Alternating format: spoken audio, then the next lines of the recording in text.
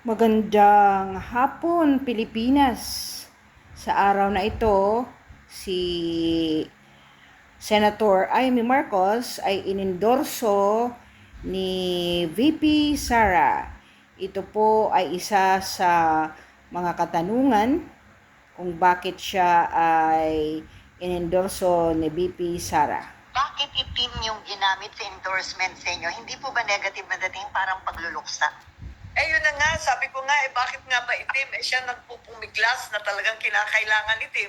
Pagkat ang sabi niya, nagluluksa ang bansa at maraming naghihirap, gutom na ang sikmura, gutom pa sa justisya. Hindi natututukan ang sadyang problema ng ating bansa, hindi nasusolusyonan, kaya maraming problema, ang korupsyon, bumalik na naman tayo dyan sa mga krimen intindihan. Kaya para sa kanya, luksa daw. Nag-iisip nga kami ng maigi kung paano gagawin, pero nagawa naman ng paraan. At yung itim, simbolo na ipaglaban ang tama, itama ang mali. Ma'am, sabi nyo, madalian lang tong shoot na to, no, nung pag- Totoo, oo.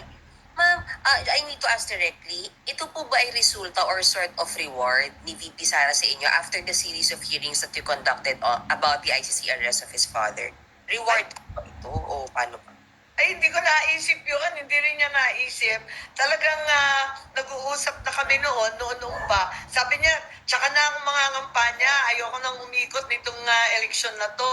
Pero yun nga, nung pabalik niya sa Hague, inutusan niya ata sila ni Senator Robin, ni Presidente Duterte na mga kampanya at tulungan ng mga kasangga.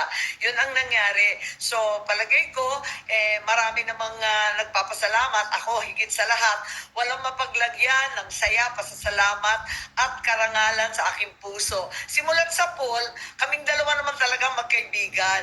At kahit papano, aminado ako na naipahamak ko siya dahil hindi ko naman alam na mangyayari ang ganito. Kilala niya ako, kilala ko rin siya, kilala namin ang isa't isa, hindi nagbabago ang pagtanaw ko ng utang na loob at paghanga sa pananatili niyang may tiwala sa akin. Kaya eto, andito kami, hindi niya ako binigo at hindi ko rin siya bibiguin. Ang katapatan sa ating bansa, ang kabayaran sa kanyang pagtitiwala.